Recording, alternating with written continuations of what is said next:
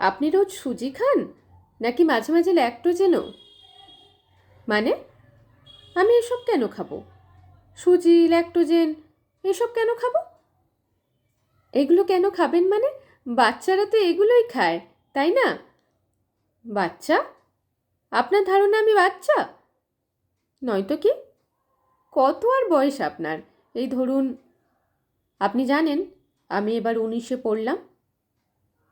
19? ছেলেটা এবার ফিক করে হেসে ফেলল।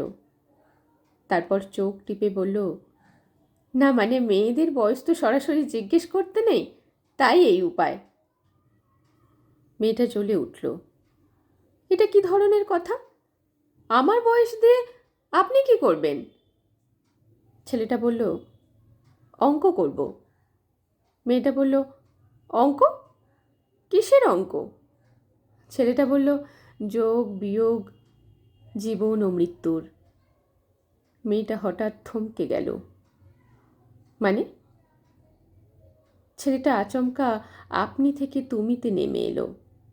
বলল, আমার মৃত্যুর পর আর কত বছর তোমায় সাদা শাড়ির বিধবা হয়ে একা একা থাকতে হবে, সেই অঙ্ক।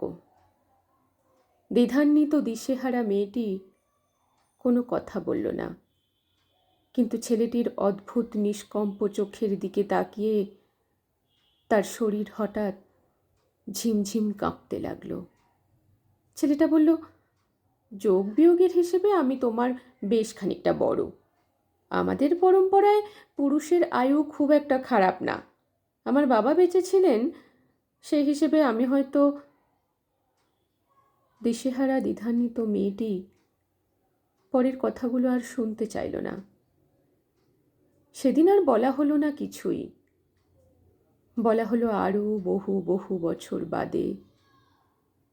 সেই দ্বিধান্বিত দিশেহারা মেয়েটি তখন পক্ককেশ বৃদ্ধা, আর সেই ভীষণ অঙ্কের ছেলেটি বৃদ্ধ, ক্লিষ্ট শরীরে শুয়ে আছে হাসপাতালের ধবধবে সাদা বিছানায়।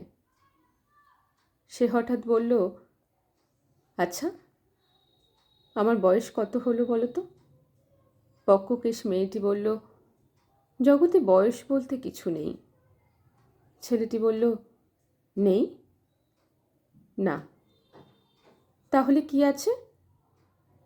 তাহলে যা আছে তার নাম স্পর্শ। স্পর্শ? মেয়েটি বলল, স্পর্শ। কেউ কেউ এক জনমেও কাউকে ছুঁয়ে দিতে পারে না। কেউ কেউ ছুঁয়ে দিয়ে যায় এক মুহূর্তে। সেই এক মুহূর্তের স্পর্শে কেটে যায় জনম জনম।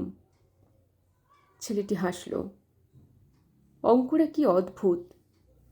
মেয়েটি হাসল। স্পর্শরা তার চেয়েও অদ্ভুত।